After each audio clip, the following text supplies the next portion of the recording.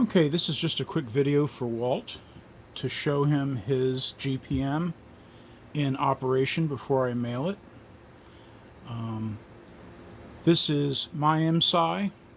It has a full Processor Technology Subsystem B installed in it, including the GPM, which is sort of hiding out of sight down here. I'll quickly tug that out so that you can see it.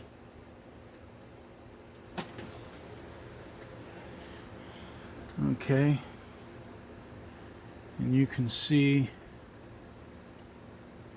my cutter ROM, which I read out and copied exactly into the EEPROM that's going to be on your GPM. One thing you'll notice is there is a patch on this board that I made in order to disable the E and F ROM EEPROM so that it wouldn't interfere with the North Star floppy controller, among other things. If when you decide to get your system up and going, you want to install the same patch, I'll be happy to show you how to do it, tell you how to do it. But to start with, I'm going to put my GPM back in.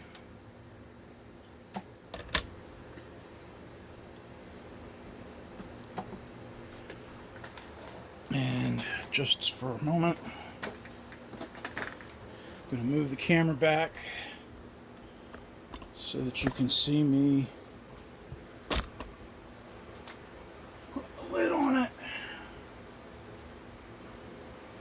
The reason I'm doing that is because I'm very cramped for space down here.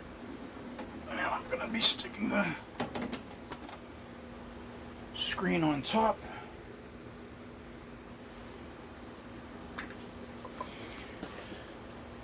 Now I will move you back in.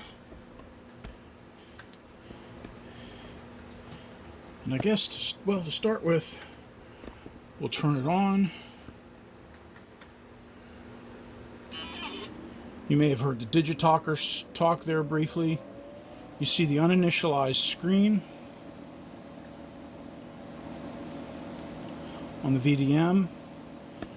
What we will do is we're going to make sure we're stopped. We're going to reset an external clear of the box. We're currently set. The address switches you can see are set for C000. So we're going to examine that address. I'll put you back up here and we're going to hit run. So now we're in Cutter, running on the GPM, or running from the GPM. See, I frequently end up with this problem. I've never figured out how to fix it. There's a garbage character from the keyboard input, so I'll hit return just to clear that. And now we'll just dump C000 to CFF. Whoops, that's not going to work. Because dump C000 to CFFF. And you can see that spewing past. I can also boot into CPM or HDOS off of the floppy, but I won't do that right now because I just want to quickly show you yours working. So that's expected behavior. Now we'll turn it off.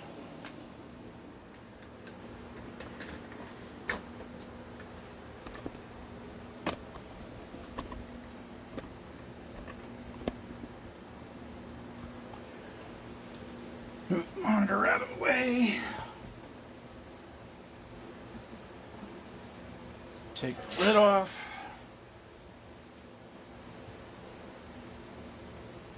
Take out my GPM. So hard to get a good grip on these.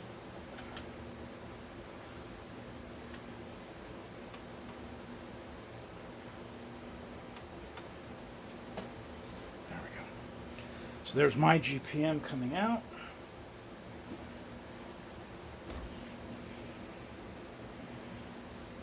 And this is your GPM going in. It's got cutter burned from that image onto a 2716 EEPROM.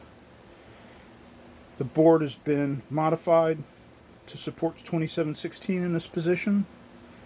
Again, U30 is being substituted with another 2716 on this little daughter card. So we're going to install this in.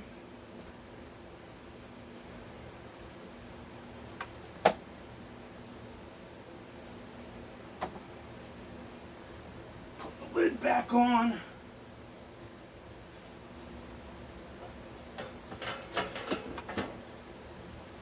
Set the monitor back on top, and if everything is working correctly,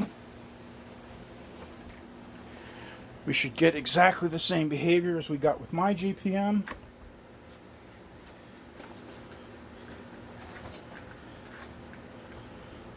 So again, we'll turn it on. Oh, the Digitalker didn't come up right that time, but that's not surprising. Going back to the MSI front panel, stop, reset, external clear. Address is still C000, so we examine and run. And we see that it's reset. Again, we have the garbage character from the keyboard.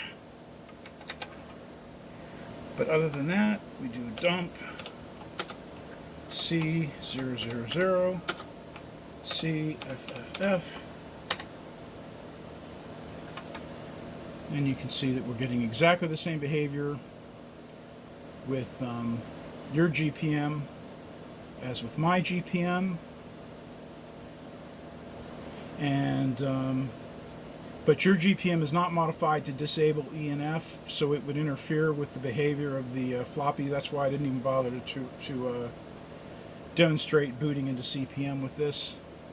Again, once you get your system set up, I'll be happy to show you how to make that modification to disable E and F, E000 and F000, which the GPM normally wants to use, and there's no standard off-the-shelf way to do that. You have to actually patch it to disable that. So that's it. I'm going to put this video up on YouTube for you to see, and I'm going to send you an email. And then if this is okay, I'll put it in a box and send it to you. That's it.